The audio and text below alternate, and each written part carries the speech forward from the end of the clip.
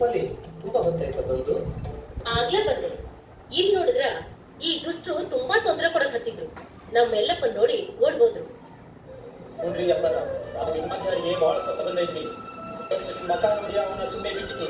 ಇಲ್ಲ ಅಂದಿದ್ರ ಅವ್ರ ಕಾಪುರದ ಬರ್ತಾ ಇದ್ದೆ. ಹೋಗ್ಲಿ ಬಿಡಿ ಅಲ್ಲಪ್ಪ, ಅವ್ರ ಯೋಗ್ಯತೆ ಎಷ್ಟು.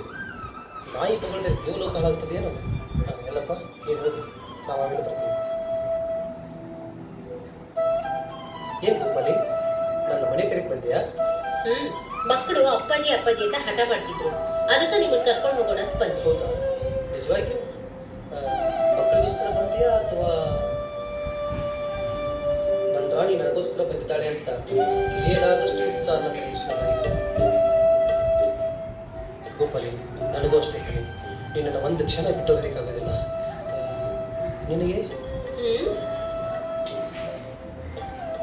ನನಗ ಗೋಪಾಲಿ, ಒಂದು ಮಾತು ಹೇಳ್ತಾನೆ ಕೇಳಲಿ. ಈ ಮಾಲೆ ನೀನು ಹಾಕಿದಂಥ ಮಾಲೆ.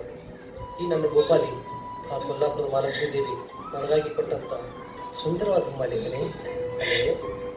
ನಂಗೂ ಅಷ್ಟೇ. ನೀವೇ ನನ್ನ ಜೀವ. ನನ್ನ ದೇವರನ್ನ ಎಂದಾದ್ರೂ ಮರೆಯಕ್ಕಾಗತ್ತಾ? ಅಪ್ಪ, ನನಗೆ ಗೊತ್ತಿತ್ತು ಕಣೆ. ಅಯ್ಯೋ ಬಿಡ್ರಿ, ಮಕ್ಕಳು ಕಾಯ್ತಾ ಇರ್ತಾರೆ. ಹೀಗೆ ಹೋಗ್ಬೇಕಾ? ಯಾರಾದ್ರೂ ನೋಡಿದ್ರ? ಯಾರು ನೋಡ್ತಾರೆ? ಮಾವನವರು.